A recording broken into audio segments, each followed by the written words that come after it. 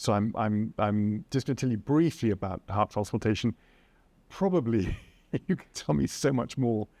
It's common, I'm afraid. It's commoner as you get older, as we get older. We're an aging society. It's consuming a huge amount of the GDP. And worldwide, it's a similar position, actually. And it has a major impact on the health of the nation, quite honestly, as well as the health of the individuals. So this is a little slide from our own National National Blood and Transplantation Service, and they look at waiting times. And here you can see the 6 centres across the country. Have we got the whole? No, I beg your pardon. UK includes Scotland. So 5 English centres, 1 Scottish centre makes up the UK groups that perform heart transplantation. And here on the bottom, little X is showing the waiting times, the average waiting time of somebody in extremis in hospital, stuck in hospital, waiting for a transplant. And then if you're not that sick, the waiting times on the list for a transplant. And you can see folk waiting for up to near on 1,000 days for a transplant. But with a prognosis of the condition, the chance of surviving on average is of the order of 1 year after diagnosis, with the severity of heart failure that folk have that require transplantation. So it's tricky stuff. Do the transplant, and here are various epochs. This is from the International Society for Heart and Lung Transplantation. And you can see here that I beg your pardon, these are diagnoses, why you've got your heart failure. And the results are phenomenal, especially when you look at this, which shows here, it's a rather complicated slide, sorry, it's not translated well into this presentation, but this little dotted line here is the control group of folk who are asked to come into a study to see whether machines will be useful for them, implantable machines, ventricular assist devices.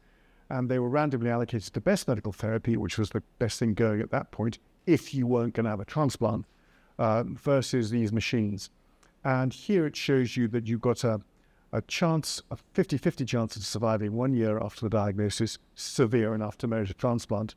And 2 years was it, basically. 2 years and 8 days was your life expectancy after that diagnosis. So heart transplantation coming in, and this is over, I've very diplomatically not put in the years of survival on the axis there, so you can't see how long it is, but it's a mighty long time. So the average length of time now is of the order of 14 years all in. But once you've got over the first 3 months, the prognosis just gets better and better and better. And it was the last time it was measured was 16 years after transplantation. There's a 50-50 chance of survival. So a sight better than what nature has in store. But of course, the quality of life is improved too, and you have to take your immune suppressant drugs, but the impression is that it's pretty much the only inconvenience. Otherwise, folk are independent, as described by this bizarre Karnofsky scale, 1 year, 3 years, and 5 years.